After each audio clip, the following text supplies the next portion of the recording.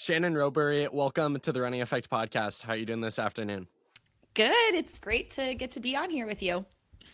First question for you right off the bat. We'll go into a lot of your career in this conversation, and quite frankly, we would need multiple podcasts to really fill out your story because you've done so much in your incredible career. But to fill it out a little bit, you're a three-time Olympian in 08, 2012, 2016. You're a world championship bronze medalist.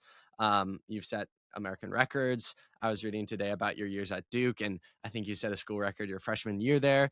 But I want to know about what was the first moment in your head that you experienced your own greatness for the first time?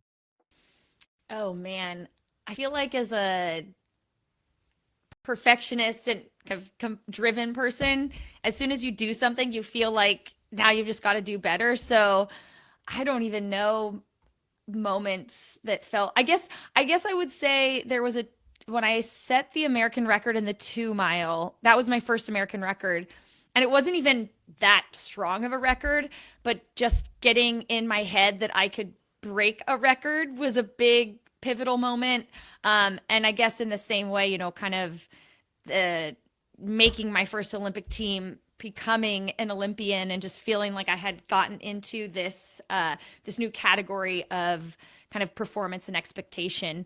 I've always been someone who like just wants to be the best at the level I'm at, and when I was in high school, that was being the best on the team, and then the league, the state, the nation.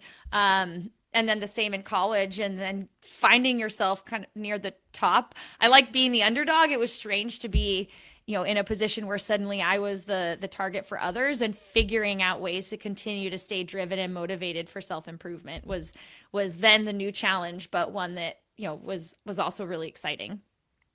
Was there a moment growing up in your early years in the sport that there was like a click moment, whether it was in training or in a race, where you thought, wow, I could have a future in this sport? And maybe those Olympic dreams that we all have as a kid aren't too far off in the future. I never wanted to be an athlete. It's really kind of crazy looking at the career I've built in sports, and now I'm so passionate about being in sports and continuing to work kind of sports adjacent, even though I'm not competing. But as a kid, I grew up in the 80s and 90s. I was born in 1984, and the TV icons, the sporting icons, were basketball, football, and baseball. So there were these heroes that I would see on TV, but none of them were girls, none of them were women. And I didn't even think that that was a possibility in my life. I did, every 4 years, I would see the Olympics on TV, and I would see these women doing incredible things. So I think I never wanted to be an athlete, but I dreamed of being an Olympian. But I was not in sports. I was doing dance. I did Irish dancing, and so it was seemed pretty far fetched. And I started running just because my friends were doing it, and I don't do well sitting still after school. So I was like, I'll join the team. Um, but I took to it quickly, and I think if I look back at the choice I've made along the way, I usually tried to lean into the things where I both A had a natural ability, and B was willing, felt like if I put in the work, that I could continually get better and have an opportunity to be great at it. And so, yeah, I mean, I think my mom said when I was growing up, she always said, do what you love, work hard, was kind of in parentheses, and success will find you. And I was blessed that my family environment was encouraged me first and foremost to find the things that I was passionate about, because if you're going to be great at something, you're going to have to work really hard. And it's a lot easier to work hard if you love what you're doing and believe in it. Diving so much to dive into from that answer. One of the funny things that stuck out to me that you probably wouldn't think would have stuck out to me is Irish dancing. I don't think I've ever publicly said this, but my parents, I'm the youngest of six kids, so big family, and we all took Irish dancing lessons. And I You took think Irish that dancing? I did. I I love it. did. And I must have been 5 or 6. I think I took it probably from like 4 to 7. But one of Wow. those age groups, 5 or 6, I won a competition for my age group. So that's my claim to fame, is I won some award. It was so long ago, like so long ago. But Yeah. and if you had me try Oh to do my Irish gosh. dancing now, zero chance I could do anything. I don't remember any of it. But it was good memories back in the day. Yeah. I think that everybody always talks about soccer being this incredible developmental tool for running, and it is. But for the small few who have done Irish dancing, we know that Irish dancing, and I would argue, is one of the best tools for sports development. Specific to running, I could say that, every Irish dance I did was basically an 800-meter repeat, and learning to stand on stage in front of three judges who were critiquing my every move made it feel like a race was easy in comparison. And the kind of core and hip strength, the foot coordination and agility, all of the ways that it developed both my body and my mind have 100% translated into my athletic success. And so, I would have loved to have been a dancer. That was my first love. And I probably, if there could have been a career path in that, I would have pursued it. But I really invested in running in high school and made the decision junior year to focus on running because running had the opportunity for a college scholarship. And, for me, kind of working class, middle class kid in San Francisco, to get a college scholarship was a huge opportunity. And when I went to run at college at Duke, I didn't know professional running was a career path. I just was like, Duke is a great school. I like the coach, Kevin Germain. I think this will be a great step in my development.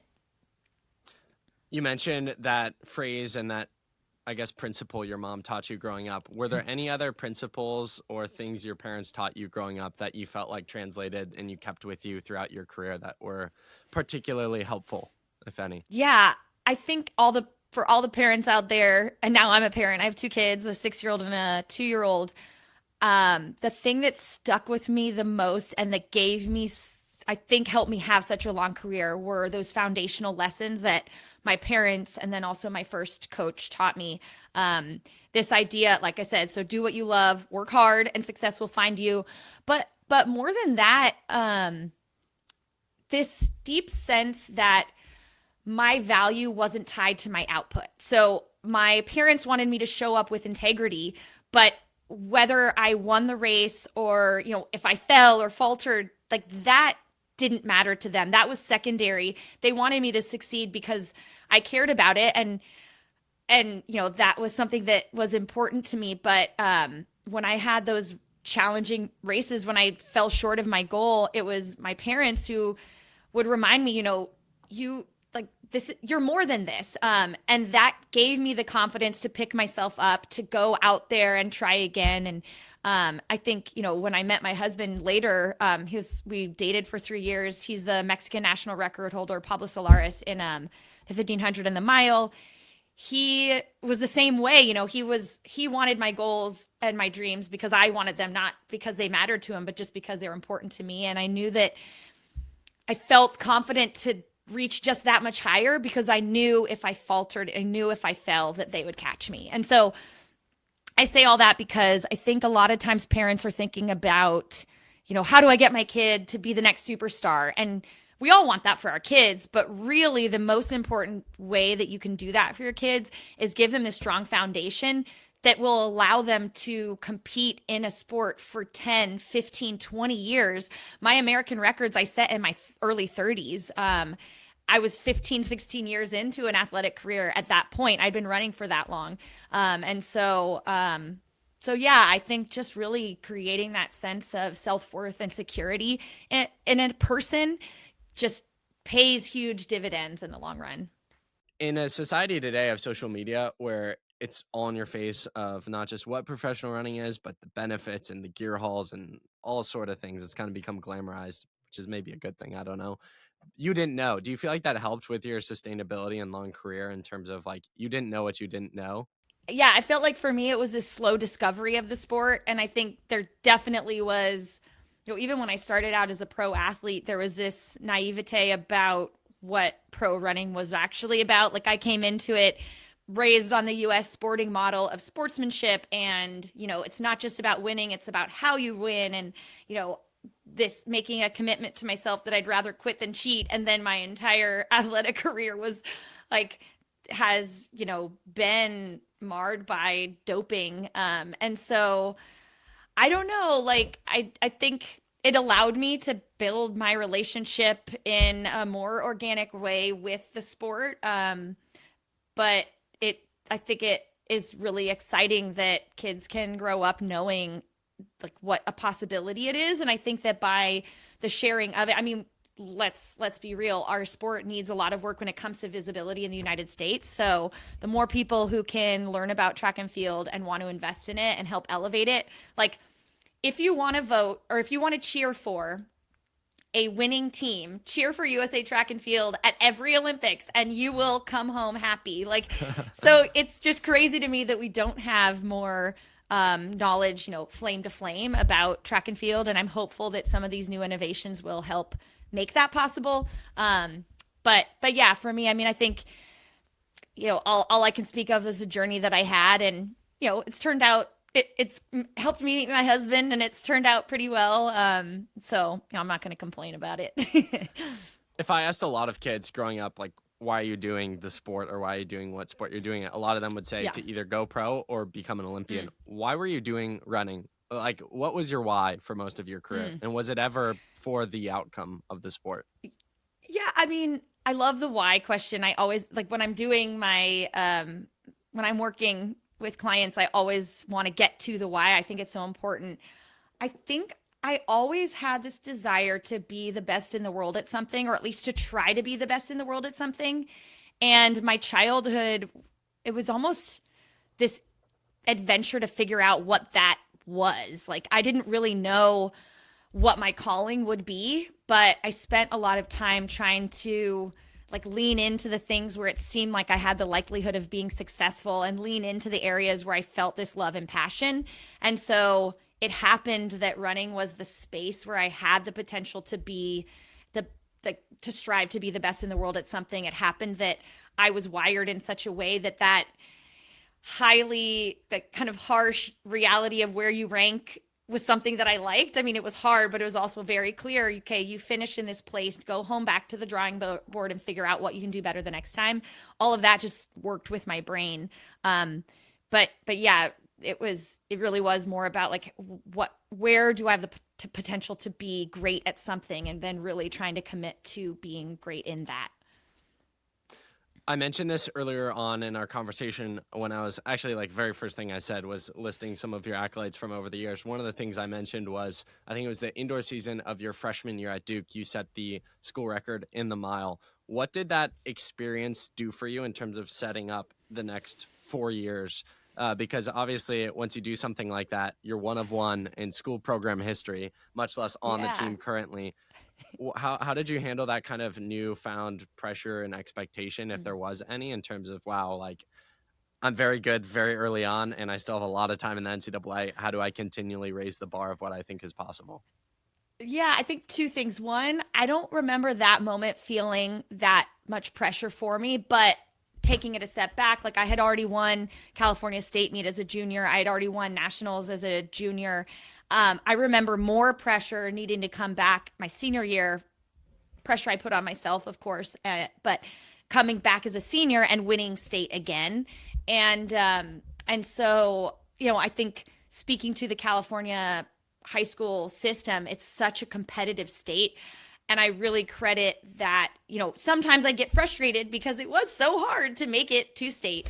But when I went to college, it just felt like a natural continuation of the same thing, just with different faces and different facilities.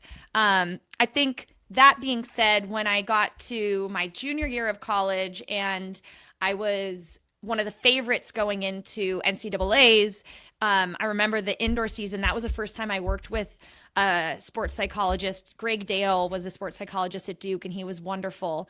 And really, I remember one of the things that was really profoundly helpful then was this realization and remembering the fact that the track was the same as every track, it was the same 200 meters because it was indoors. That the competition I'd been racing against all throughout the season, like sort of level setting and like bringing it back down to the here and now, and the reality of that, yes, this race was deemed, the NCAA final, but it was a continuation of the work that I had done, not just that body of work in the season, but in my entire career.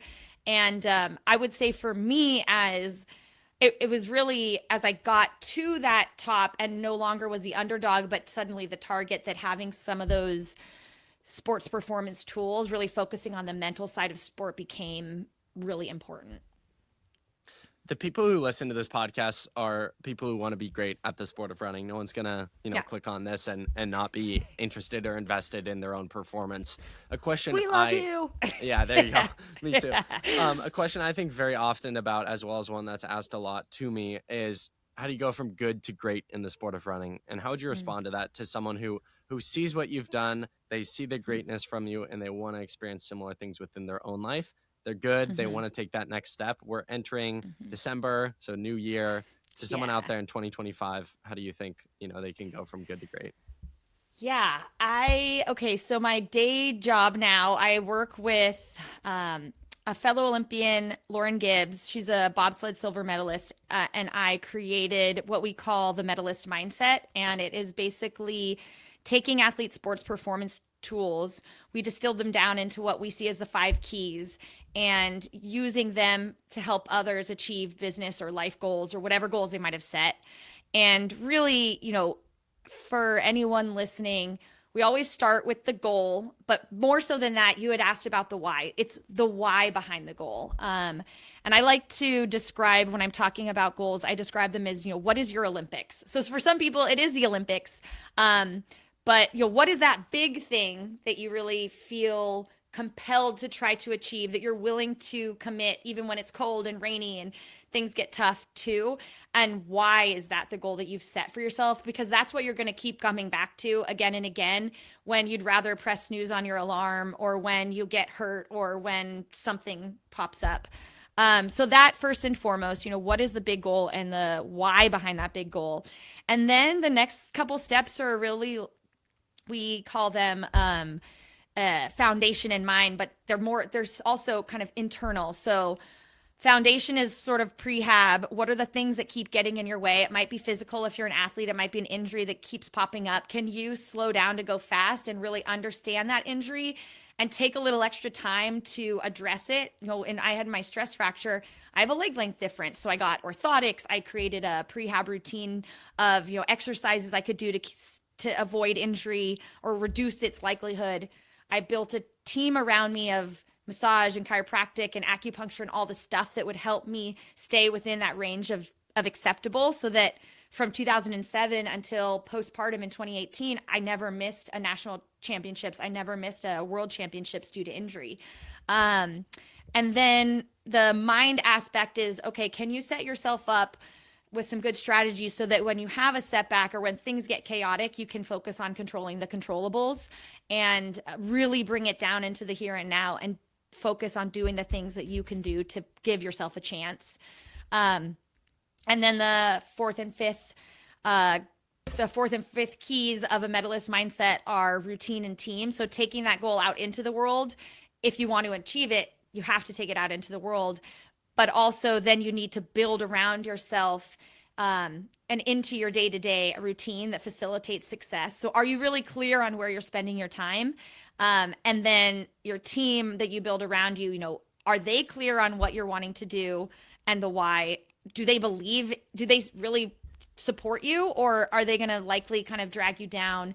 Do you need to have some tough conversations and maybe do a bit of shuffling in that team that's around you? Because sometimes there's people that have been in your life that were really important then, but maybe aren't meant for now or aren't meant for your future. And so I think anyone who wants to go from good to great, those are probably, for both Lauren and for myself, those are those kind of 5 key aspects of at least establishing the goal and trying to set yourself up on that path to go and achieve it. Taking from your experience all that it took to make all the Olympic teams you did and run all the fast times you did and all the accolades from over the years and all the hard work and dedication that went into those results and outcomes, if people knew truly how much work went into making something like the Olympics or being one of the best to ever do it, do you think they would actually want to go to the Olympics?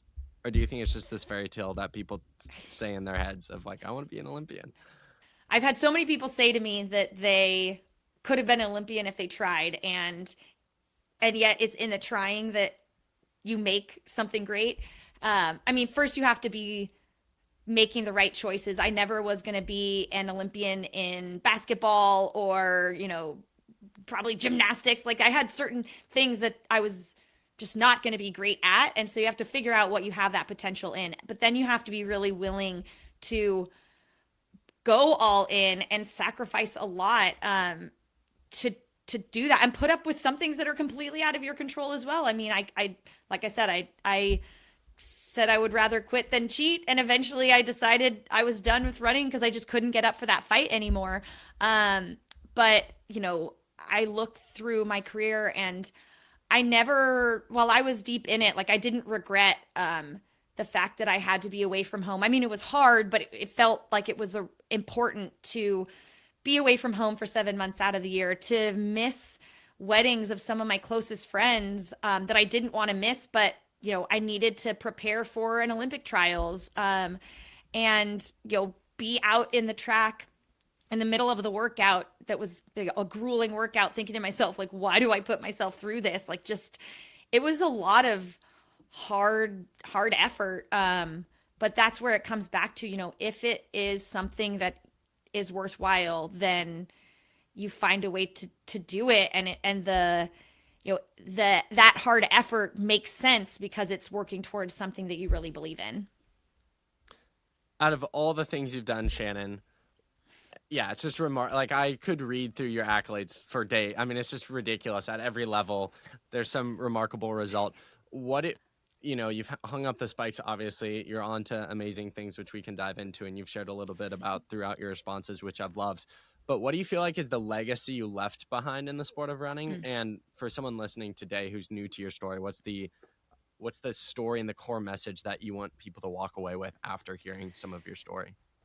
Um, yeah, I love that as a question. I am most proud that I built a legacy, that I had 10 years being ranked top 10 in the world. I think that speaks to my consistency, that the way that I showed up to try to deliver in the sport. You know, I was never number one in the world. The world record that I have is in a relay, but I got really close, and I, you know, with my with the recent news about my London Olympic medal, I'm the first woman ever to get an Olympic medal in the women's 1500. I think that, you know, what I'm really proud of is I'm also really proud of the fact that I did things that sort of, I think, helped move the tide. Like when I ran in 2008, when I ran 401, and then 4 minutes, and I made the Olympic final.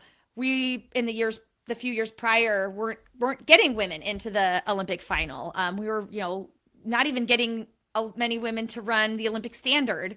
And I think that, you know, I was able to do some things that really helped, like helped people believe it was possible, like helped people, you know, they're like, I've raced against her and she's done that, like maybe I can too. And when I was competing near the end of my career, you know, I had my daughter was coming back into fitness, and that was 2017, 2018. There were no maternity protections. My contract, you know, I had to race throughout pregnancy to make sure that I kept my contract active. And from that, I worked with Rose Monday, the USA Track and Field Women's Chair, to create a maternity policy so that our athletes' health insurance that they have to earn through performance from USA Track and Field, they wouldn't lose it because they'd had a kid. And that was the first ever maternity policy for a US NGB. So like, I love that I've been able to kind of continue this trajectory of advancing women's sports. I had this career as a professional athlete because of all the people, all the men and women before me who made it possible. And I think that each one of us has an obligation to leave the world better than we came.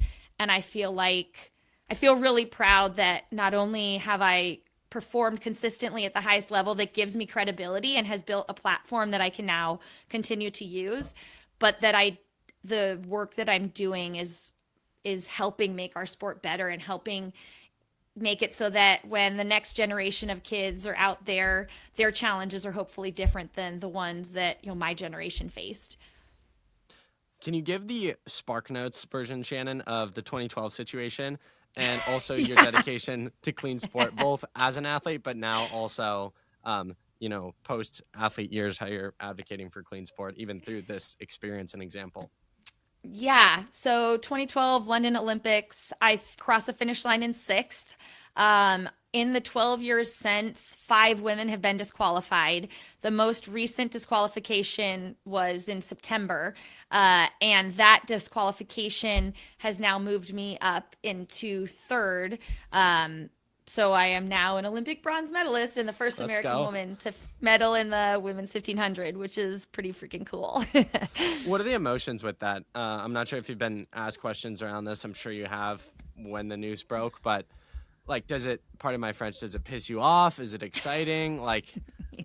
what was the raw, how do you even find out? Yeah. Did you get a call? Like, what were those emotions first 24 hours after finding, and how through reflective processes has that emotion Yeah. changed at all, if at all? It was total shock. Like I got a text message or a WhatsApp message from my agent. So Ricky Sims is my agent. I mean, he isn't really my agent anymore because I'm not racing, but he's an awesome guy.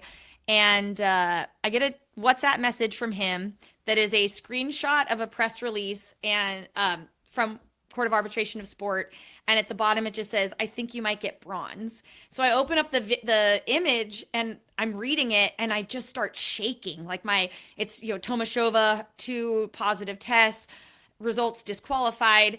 I started shaking, and I handed it to my husband, setting the scene. We were in Quito, Ecuador, getting ready to go to the Galapagos for a 40th birthday trip for me. So it was like in the lobby of the hotel. My kids are around me. I hand it to my husband.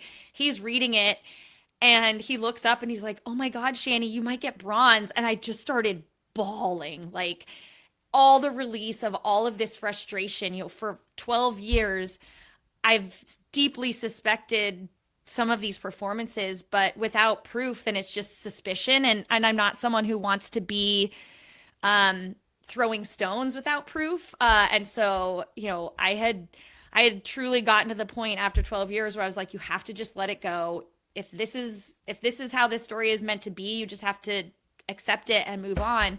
And so for it to come kind of out of the blue, with really no warning, was shocking.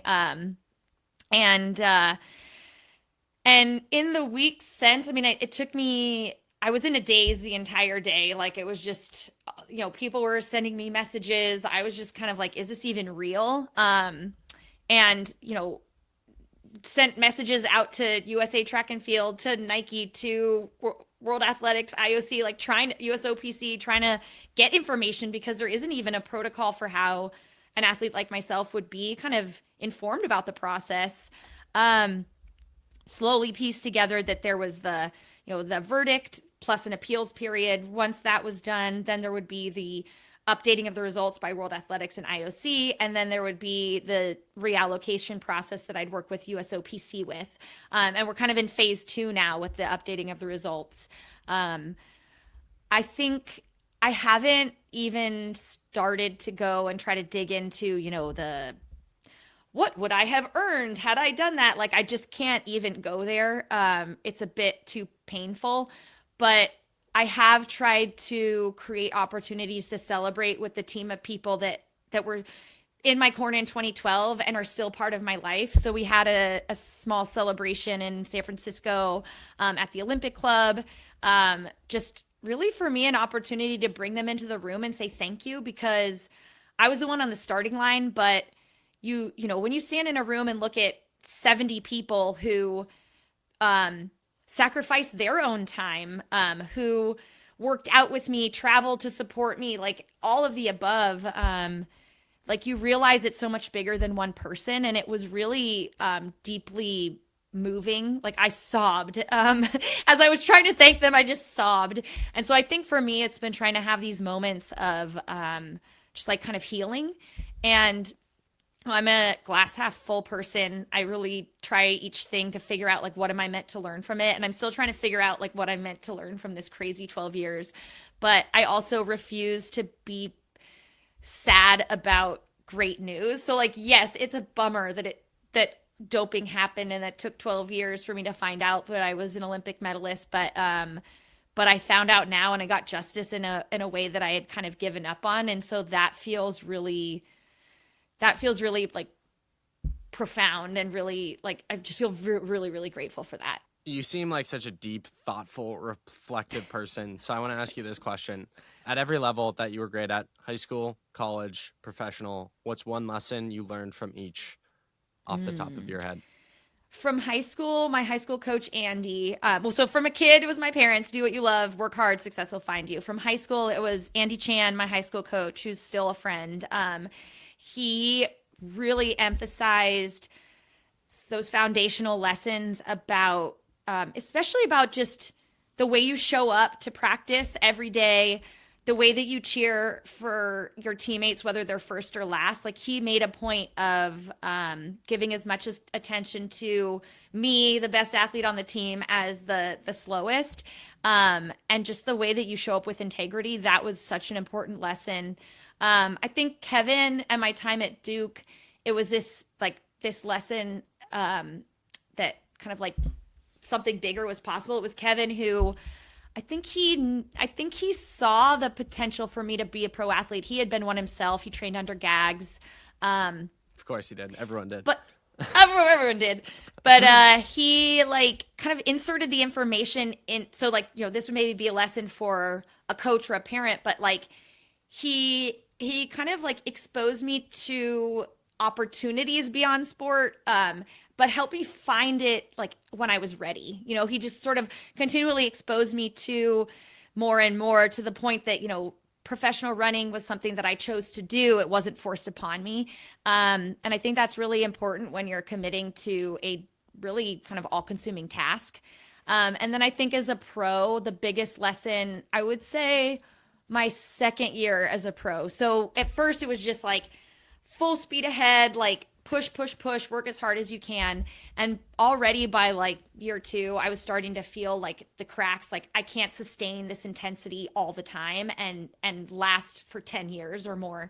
And I remember these lessons about just like balance. Like, how do you create within a year recovery phases? So, because if you think about a pendulum, like if you want it to swing high one way, you have to allow it to swing back the other direction. And creating in my life, okay, the fall can be my period where I can go on a vacation, or, not be as specific about like what I'm doing for training or what I'm eating or all of those things.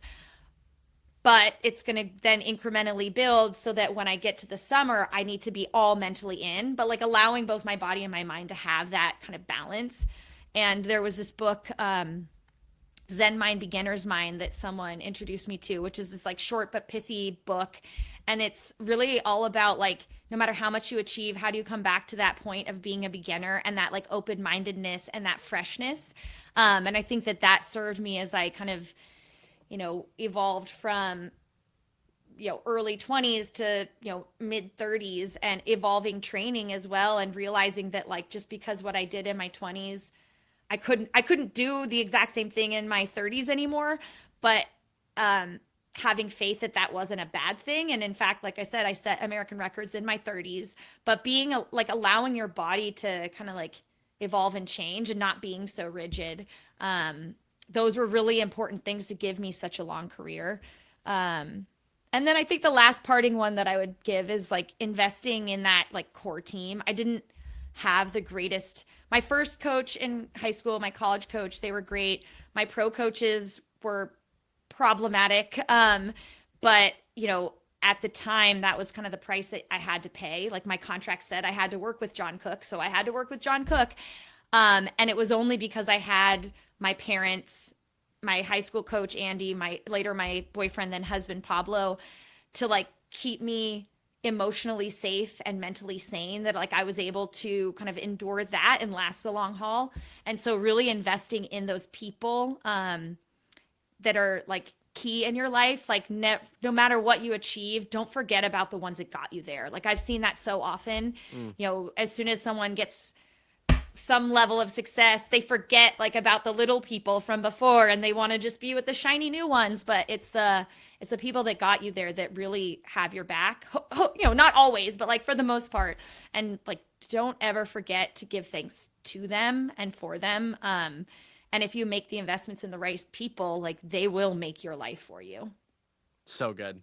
So many good nuggets of wisdom in this conversation. Speaking of nuggets of wisdom, Shannon, starting to wrap up this conversation, I'll have to get you back on another time because I feel like we're just scratching the surface here, which is awesome. It's a sign of an excellent individual. Can you share with the audience some of the things you're up to? I know a little bit Yeah. from Zach. Shout out Zach Letoff for making this episode Whoop, happen. whoop. Also, I don't know if you know this. He created the design art for the Running Effect logo. So he has a little piece of the pie, which is cool. He's very Yeah, he's the talented, best. as Yeah, are he's you. awesome. Like, Thank very you. cool crew. Thank you. So he filled me in a little bit on what you're up to post-career, post-track career. Yeah. You've also kind of filled out, you're just an excellent speaker, some of the things you're doing within your responses here, but dedicating a full response. Tell the people what you're up to and how crazy is your day-to-day life? You're a mom, you're writing a book, you're a broadcaster, you do podcasts with people like me. Like how crazy is it for you? It's a little chaotic, but it's good stuff. Let's see, in 2022, I stopped working at I was at a sports tech startup. I stopped working there and I invested in what I called my bucket list year, but it was like I gave myself a year to finish some of the projects that I had started throughout my athletic journey, but that I never had the time or bandwidth to complete. And so the output of that was some of the things that I'm really excited to be working on now. I shared a bit about the medalist mindset that I created with Lauren Gibbs. I do keynotes and leadership workshops with largely within, well, kind of all across the board, startups all the way up to like Fortune 500 companies. And it's really, really fun to be able to share these sports performance tools. I do broadcasting, but that seems to be more seasonal. So like I've done NCAA in stadium, World Athletics in stadium. I've also done, NBC, like TV, which was super cool. And then I am working with a pelvic floor PT named Jess Dorrington. She and I met in Portland back when I was pregnant with my daughter, Sienna, my first kid. We met because, I was training at the Nike World headquarters, access to the best resources in the world when it came to training, but finding information on how to be active during pregnancy and how to come back postpartum was almost impossible to get. Luckily, I was able to work with Jess, but the two of us, since back in 2017, felt really passionate about creating this information in a way that was accessible to people across the country and hopefully the world. And so we have a book coming out next year called Strong as a Mother. It's basically a guide to exercise during pregnancy and postpartum, but really we kind of take middle of the road. Like we're not trying to be intense elite athletes. We're also not trying to be sedentary. We're trying to provide just information about what's happening in a woman's body, and how to help her feel like a little bit more kind of in control of the process so she can make the decision that's right for her. That's going to be fall of 2025 with Sasquatch Books, which is part of Penguin Random House. And so we're really excited about that coming out. And now we're trying to figure out the partnerships that we can build to take that text content and hopefully create it into a more other formats like digital, in person, like other more accessible means. So we're kind of excited to get the manuscript done this week. It's like the last week to turn it in before it goes into kind of copy editing, and then sort of try to build out some of those partnerships as well. So exciting. Shannon, for those who want to learn more about you and your story, I'm sure you've done other podcasts or interviews throughout the years, but would there be anywhere specific, whether it's Instagram or a website, that you would send people to stay up to date with you? Thank you for asking. Yeah. So Instagram is probably my most used, at Shannon Rowberry. So just my name. My website is shannonrowberry.com. Also just my name. Those are probably the best. I'm also on LinkedIn if you want to see kind of my kind of career trajectory post sport. Same, just my name, Shannon Rowberry. But yeah, it's been such a pleasure talking with you, getting to sort of share my story with your audience, and grateful to have built it. I've heard about you. I'm impressed with what you've done. It's always my favorite conversations are like with high achievers like yourself and being able to kind of dig into what makes us tick. Thank you so much. Two really quick final questions for you. One serious and then one light one to top us off. Okay. Serious one, take it whatever direction you want to. What would be the final takeaway message that you want to lead people with? So They take out the Mhm. AirPods after their run, after listening to this one. What do you want the people thinking, Shannon? Um, Probably, God, so many different things, but I'll just start where it started for me. Do what you love, work hard, success will find you. And, you know, it really, at the end of the day, if you understand the why behind what your Olympics is, that will fuel you even through the tough parts. So good. So many yeah. I was gonna say you need to get into speaking, but I know you kind of have. So that's awesome. Thanks. Shannon, the final question I ask every single guest on every single episode: if you had Gordon Ramsay coming over to your house for dinner, what would you choose to make for him? And I'll add a part two that I normally don't add with people, but because we're recording this Thanksgiving week, if you remember this after that response, what's your go-to favorite Thanksgiving dish? Oh gosh. Okay, Gordon Ramsay.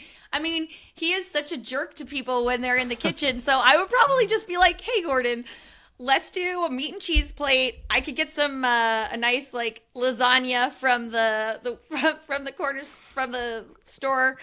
West Portal is a place near my house. And let's just like have a cocktail and just laugh. Like he seems ridiculous and has had so much experience and like to me it would just be like I don't even care about the food. I just want to have the conversation. Sure. My favorite Thanksgiving thing.